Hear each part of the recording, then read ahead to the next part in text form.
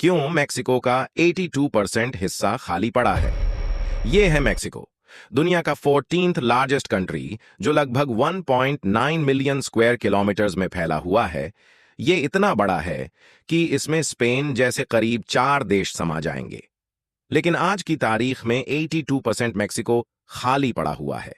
क्या आप मेक्सिको के लगभग बीच में बनी इस पट्टी को देख पा रहे हैं?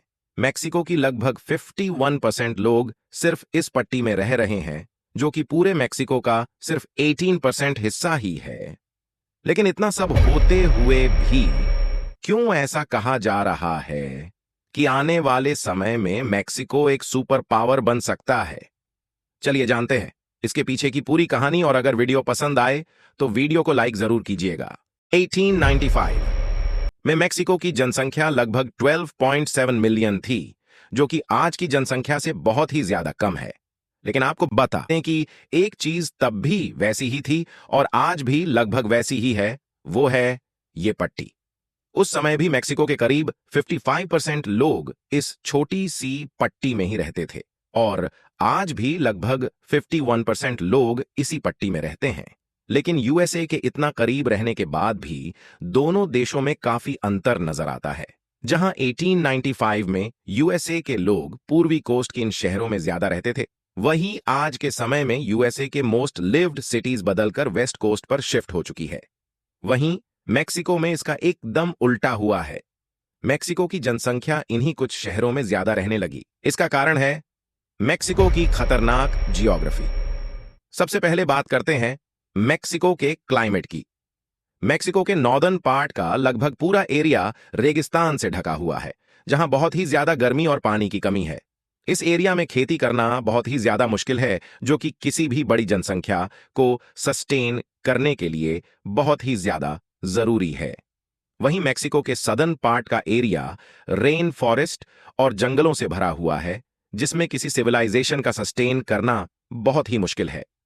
काफी कोशिशों के बाद भी यहां पर इंफ्रास्ट्रक्चर डेवलप नहीं किया जा सका, जिसका कारण था यहां के रेन फॉरेस्ट्स, जिनमें बहुत ही ज्यादा बारिश होती है।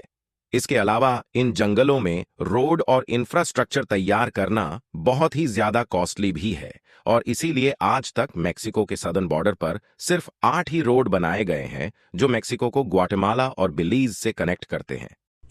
लेकिन यहां एग्रीकल्चर तो पॉसिबल हो सकता है? जवाब है नहीं, क्योंकि ये जंगल अपने अंदर मरे हुए पेड़ों और जानवरों के इतने बैक्टीरिया समाये हुए हैं कि वहां की मिट्टी एकदम बंजर हो चुकी है, जहां एग्रीकल्चर लगभग असंभव है। लेकिन अगर कोई इन जंगलों को काट कर पेड़ लगाने की शुरुआत करता भी है, तो वहां पर पाए जाने वाले कीड़े मकोड़े वहां पेड़ों को नहीं पनपने देंगे। लेकिन इन सभी चीजों से अलग एक और चीज है जो मेक्सिको को इतना खाली बनाती है, वो है यहां के बड़े बड़े पहाड़। मेक्सिको का लगभग 70% एरिया पहाड़ों से कवर्ड है, जो इसे स्विट्जरलैंड और अफगानिस्तान के बाद दुनिया का सबसे पहाड़ी देश बनाती है। ये पहाड़ मेक्सिको पर नेगेटिव इफेक्ट तो डालते हैं, लेकिन साथ में कुछ पॉजिटिव इफेक्ट भी डालते हैं। इन माउंटेन्स पर इंफ्रास्ट्रक्चर डेवलप करना सपाट धरती के मुकाबले बहुत ही मुश्किल भी है और कॉस्टली भी। लेकिन इस पट्टी के माउंटेन्स की ऊंचाई बाकी जगहों से ज्यादा है, जिसकी वजह से ये इस एरिया को बाकी गर्म जगह से ऊपर उठाकर यहां के क्लाइमेट को ठंडा बनाते हैं। इन माउंटेन्स के बीच धरती का फ्लैट पोर्शन भी है, जो रहने के लिए बहुत ही सूटेबल है। मेक्सिको का यह एरिया काफी बड़े ज्वालामुखियों से घिरा हुआ है, जो कि कभी कभी डिस्ट्रक्टिव साबित होते हैं। ये जमीन के अंदर से मिनरल्स को बाहर निकालते हैं, जो कि एग्रीकल्चर के लिए बहुत ही सूटेबल है। मेक्सिको का लगभग 12% हिस्सा ही खेती के लिए सूटेबल है, लेकिन इस 12% का ज्यादातर हिस्सा इसी वॉल्केनो वाले एरिया के पास ही है, जहां मेक्सिको के ज्यादातर लोग रहते हैं। ये तो बात थी मेक्सिको की जियोग्राफी की। अब जरा बात करते हैं मेक्सिको के सुपर पावर बनने की। वेराक्रूज। वेराक्रूज मेक्सिको का सबसे अहम हिस्सा है, क्योंकि मेक्सिको की 35% वाटर सप्लाईज इसी पॉइंट से होती है।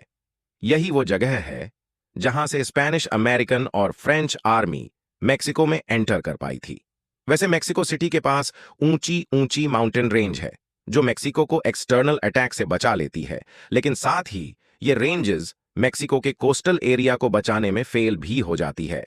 मेक्सिको की इसी जियोग्राफी की वजह से मेक्सिको अपने पड़ोसी देश यूएसए से बहुत ही ज्यादा पीछे रह गया है। लेकिन पिछले कुछ सालों से इस जियोग्राफी का सुधार होने लगा है। 2010 से 2023 के बीच यूएसए से मेक्सिको तक 17 गैस पाइपलाइंस बिछाई गई है, जिसकी वजह से मेक्सिको के नॉर्दर्न पार्ट में बहुत ही बड़ा मैन्युफैक्चरिंग बूम आया है, जिसका कारण सस्ती गैस और सस्ती लेबर है, जो कि मैन्युफैक्चरिंग कॉस्ट को बहुत ही कम कर देती है। इसी वजह से बड़ी बड़ी इंटरनेशनल कंपनीज मेक्सिको में इन्वेस्ट कर रही है और इसी वजह से मेक्सिको दुनिया का 5th highest car exporter country बन गया है।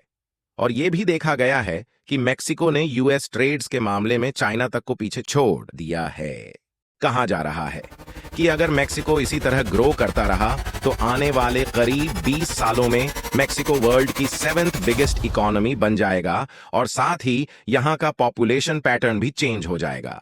आई होप इस वीडियो से आपको कुछ सीखने को जरूर मिला होगा, इसीलिए वीडियो को लाइक जरूर करें और नीचे कमेंट में अपने थॉट्स जरूर लिखें और ऐसी ही नॉलेजेबल वीडियोस देखते रहने के लिए चैनल को सब्सक्राइब जरूर करें।